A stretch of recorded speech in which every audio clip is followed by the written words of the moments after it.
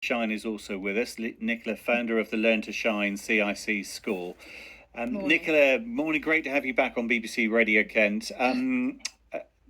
This is a message that you know all too well because you're working right in the thick of the situation that Lisa has described. In fact, I think you're picking up youngsters and families who are either going through that long waiting process or can't get the help they need to try and get the best outcomes for their youngster. Yeah, that's right. It's actually, it makes you want to cry, Andy. The amount of children I see who have come to me, I'm not over exaggerating when I say broken.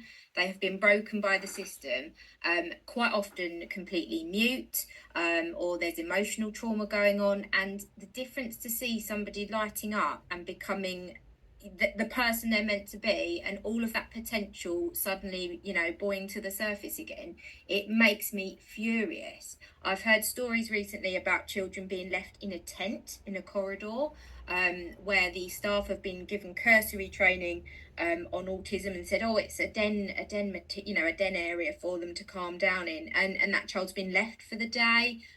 Children getting their parents, sorry, getting fined for following an adapted timetable and not being able to come in every single day, and then getting truancy letters and threatened with court. And it's gobsmacking what's going on, and I don't it is a massive crisis, as Lisa says.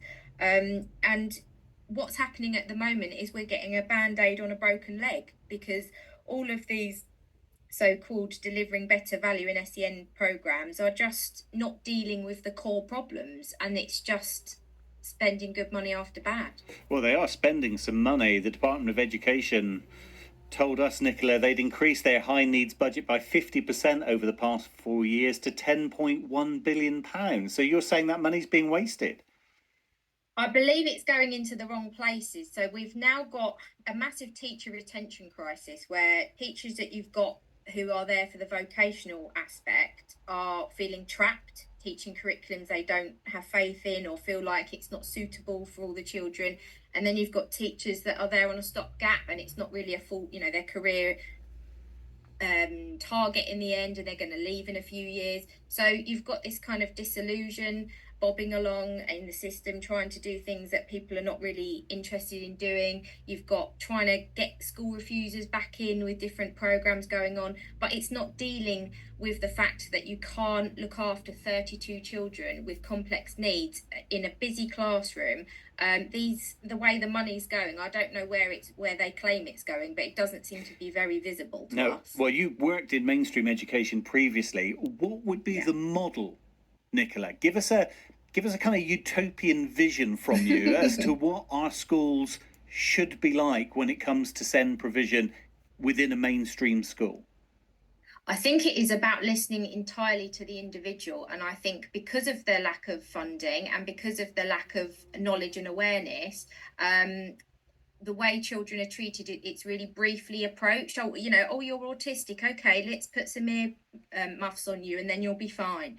It has to be really, really individualized. And I do appreciate that is incredibly difficult on a large scale.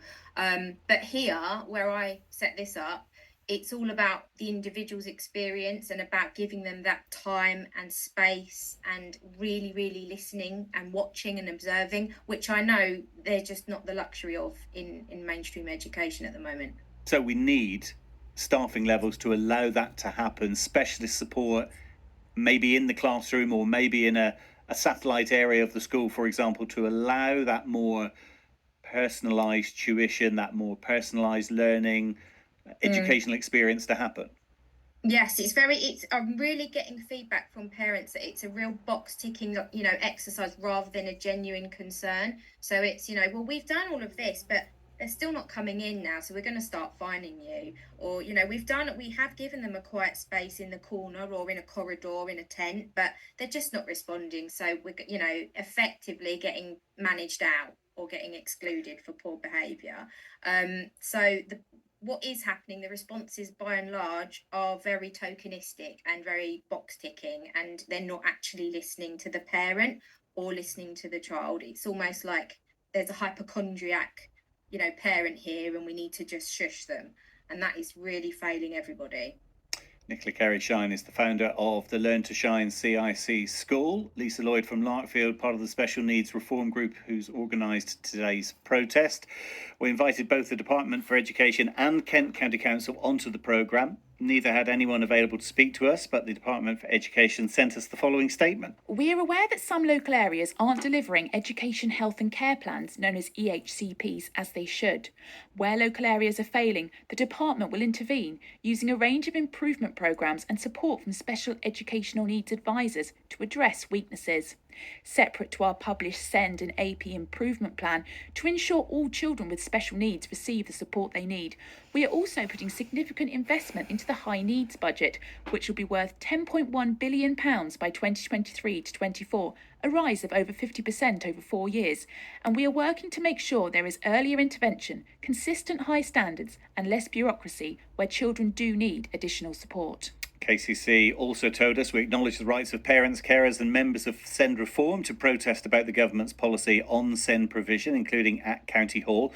We've led on a Kent area SEND improvement plan, which was jointly produced with the NHS, the education sector and with the help of parents and carers. It's been approved by the Department for Education and implementation is well underway as we work to ensure that we provide the appropriate service and support for SEND pupils here in Kent.